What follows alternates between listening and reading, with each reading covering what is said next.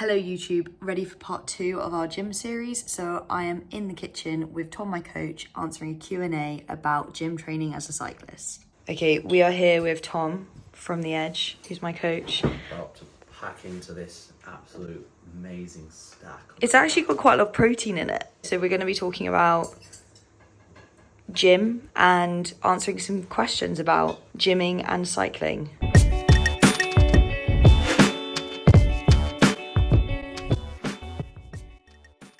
Okay, we've got some questions for Tom here from people on Instagram.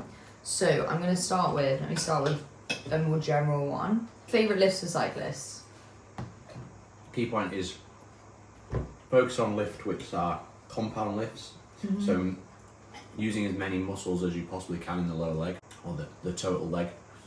So we're looking at a barbell squat,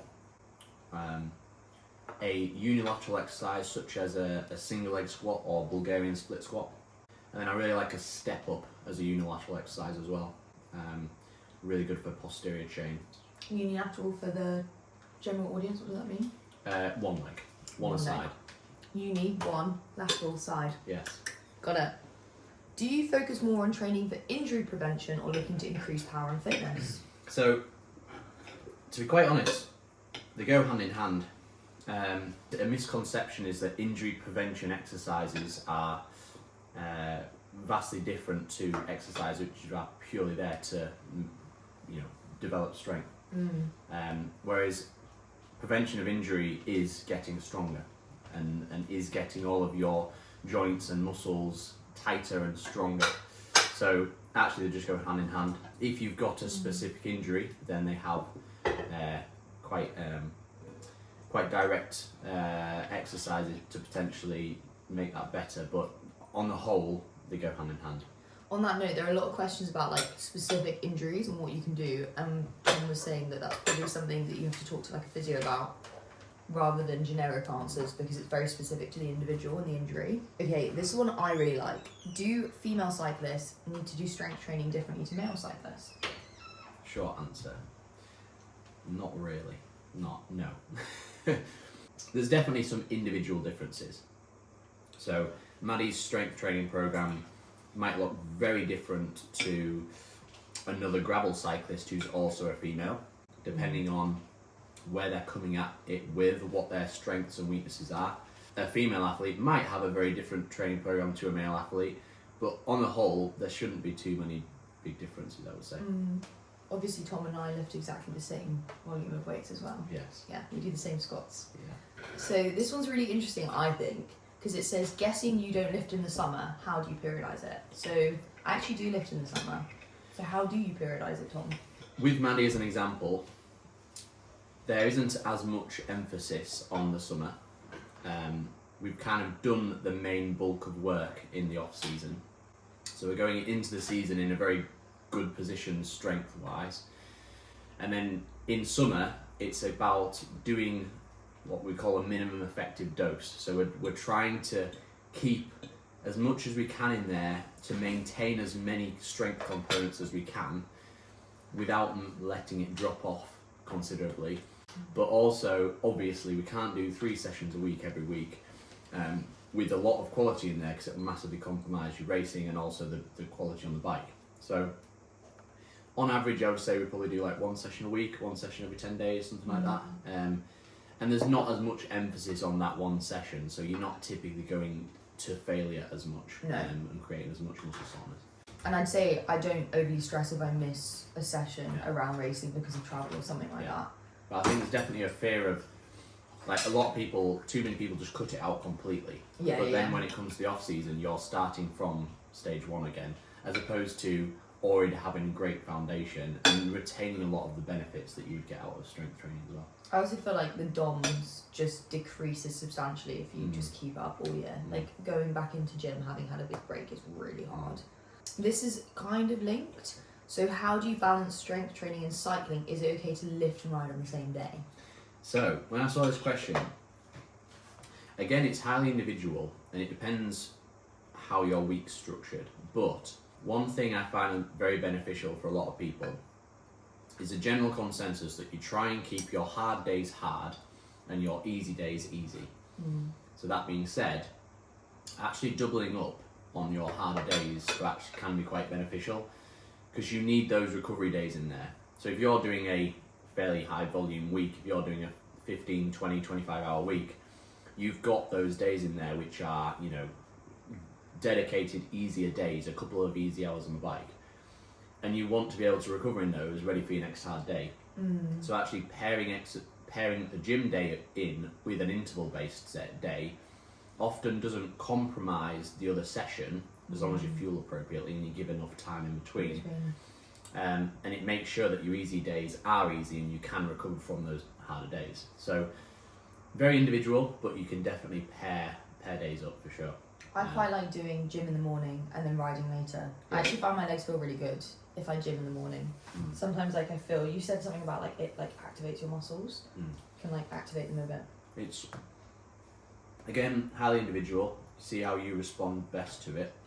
It depends, obviously. If you work fairly long hours, then it might be hard to double up.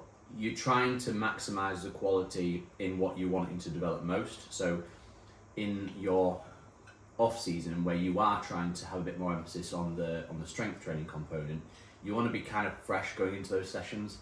So you wouldn't do an interval session on the turbo in the morning and then gym later in the day, because you will be compromising that session. But you could do it the other way around and do the quality in the gym in the morning and then ride later in the day, like you said. Okay, I thought this was quite interesting because we've actually spoken about this before. Can strength training be replicated on the bike, e.g. low cadence? So instead of hitting the gym, can you do stuff on the bike? There is a lot of benefit out of doing low cadence torque work on the bike.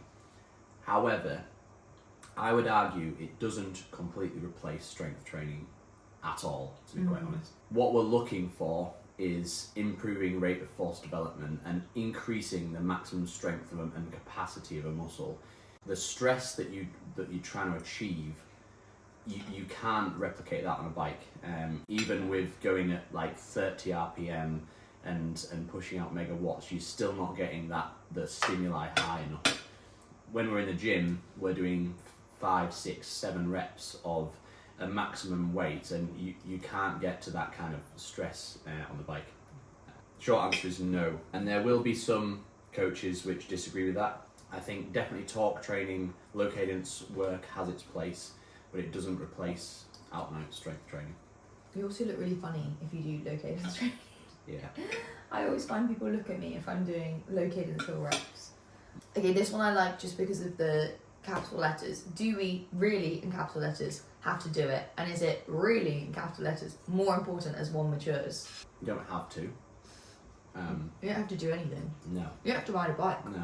But if you're trying to maximise your performance and you've got time to fit it in, that's a big key component, then yes. As an example, I've got another athlete who used to ride 12 hours a week, and he had only 12 hours in the week to train.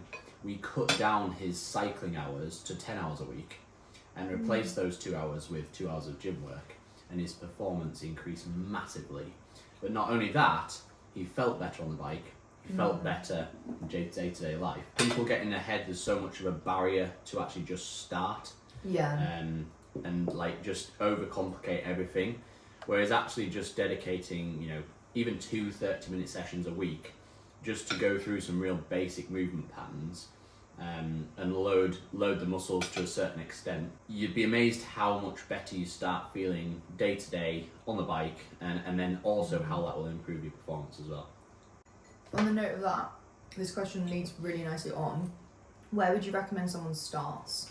So like what's like the basic exercises someone can start with who's never done, so they're a cyclist but they've never gone to the gym, what should they do? Literally never steps in the gym before. No idea what you're doing. So first thing, you get a gym membership. Yeah, get a gym membership. Ideally one, well, I would say, where even not necessarily. Oh yeah, because you could do it at home. Do some stuff at home. Yeah, that's so, fair. To make it even easier, because some people have anxiety of the gym environment as well.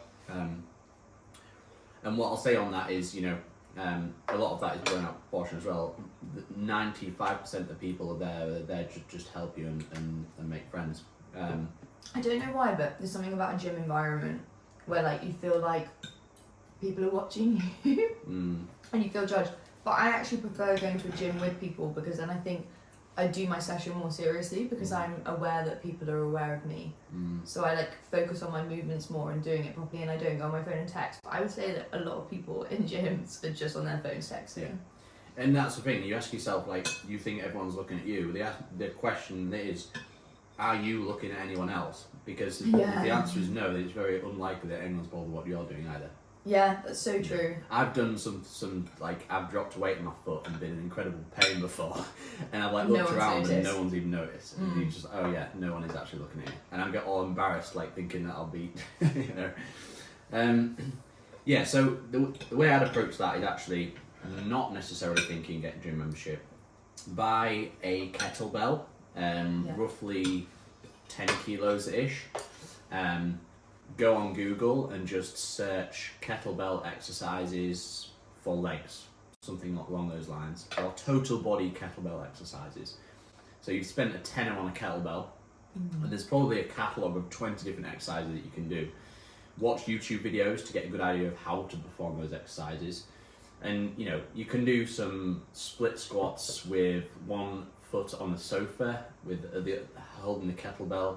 You can do some sumo squats holding the kettlebell out front and doing some some squats in your living room, and just start the ball rolling. Ultimately, like with a 10 kilo kettlebell, you can't do too much wrong. You're not going to cause injury. You're not going to cause any major DOMs or anything like that. You know, it's not heavy enough to do so. And then once you've developed that and found some progressive overload in the fact that you're kind of, you know, structuring it in that, you know, in week 1 you might do 10 reps of a certain exercise and find that moderately difficult. In week 2 you might do a few more reps and so on.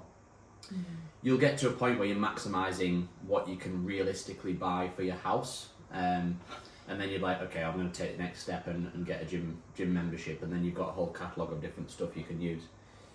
I think the key thing is like something's better than nothing, really. As long as you're not doing something really crazy. Always do less than more. I think this leads on actually really nicely.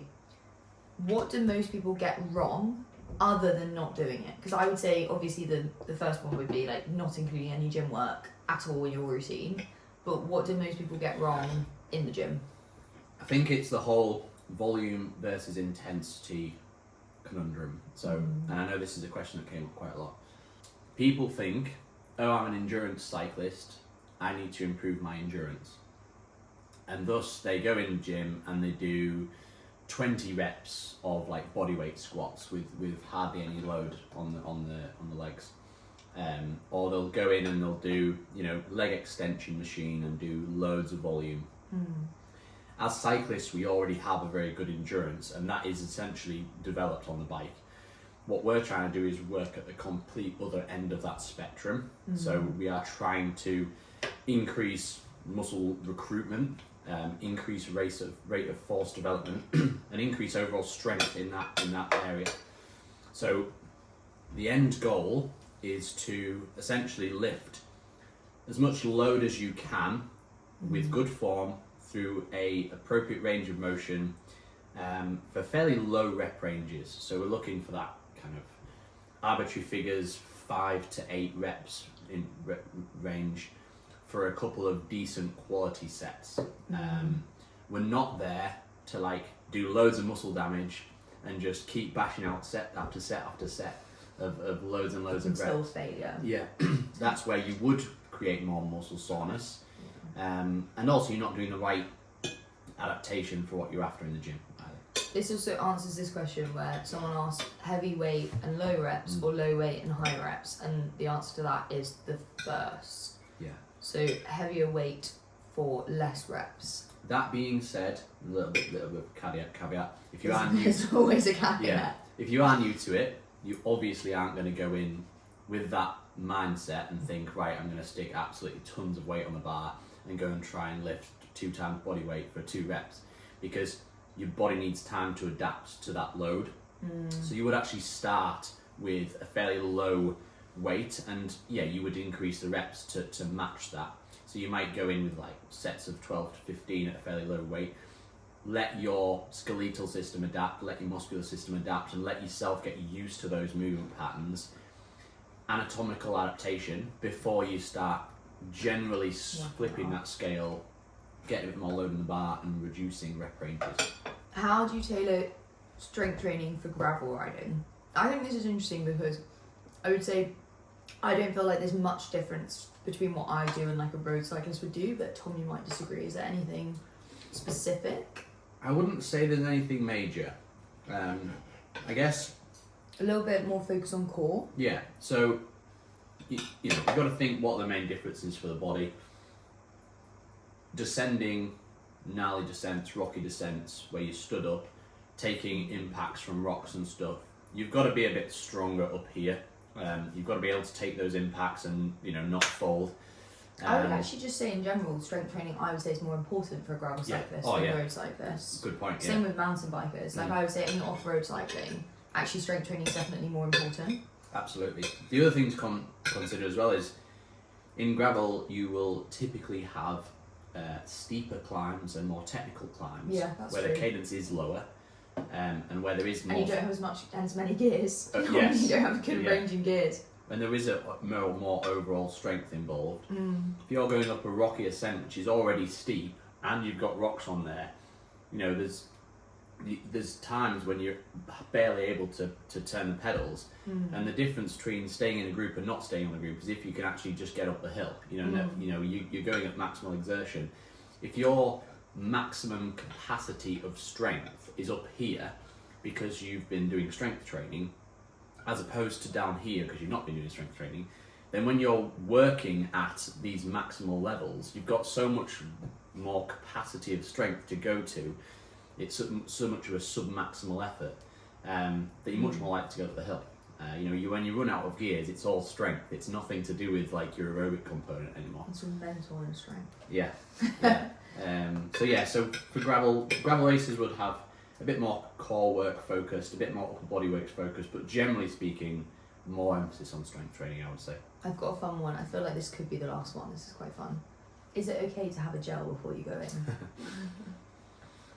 Yes, of course it is, yeah. It's always okay to have a gel. Yeah. Corny sometimes has a gel just hanging around flat. I mean, I would say the benefit of a gel is the convenience and being able to get it in quick.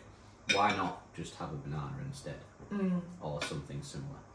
But yes, to answer your question, it's fine, especially if it means more quality in the gym. So before the gym yesterday, we had nut butter on toast with banana. That was our pre-gym snack. But I would say that is just a set to, like, that's a question that we can just say nutrition you do have to think about with the gym. Yeah. I don't take carbs in the gym with me, but I will take like water or maybe a hydro tab. But I'll make sure I'm fueled beforehand, and I'll make sure I have something with protein and carbs afterwards.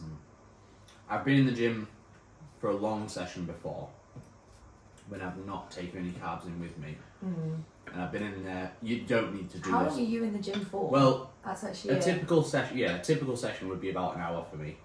I know for you it's a little bit short, maybe 45 minutes to an hour sometimes. But to be fair, that the reason I'm in for an hour is mainly just because I really take good rest in between my sets and prioritise quality. He's on Instagram. Yeah. But there's been times when I've been in the gym for nearly 2 hours and not eaten intra, and you do start to feel it towards the end. Okay. But then rule of thumb, I in my head, any training session over 90 minutes, I think about fueling. Same on bike, yeah. Same as the bike. So as soon as it's but that's irrelevant because anyone listening to this, you don't need to be in the gym for any longer than an hour. That's a good point. So. You probably don't need to be thinking about fueling in the gym. Okay, thank you for joining us at our breakfast table. Tom and Maddie's little Q&A session about gym training as a cyclist. I've still not finished. That's how big this is. It was quite. I went for 3 slices of toast because I don't think 2's enough, but 3 is. They're quite thick slices. Gonna be well fueled. We're gonna be so fueled. We're going out for a 3-hour gravel ride, and then we're gonna go find a bakery, of course. If you've got any other questions, do drop them in the comments because we can always answer them afterwards. I'm saying Tom can have a look through the comments and answer any more questions. Thank you for joining. It's quite hard to do this whilst eating breakfast. We're being time efficient. I want to give a quick shout out to King of the Wild Frontier, who let us use their space, which is the gym actually that I use whenever I'm in London. It's in the Brentford area and it's super great gym space that I'm just super lucky to be able to use. And they let us film our little gym video in it.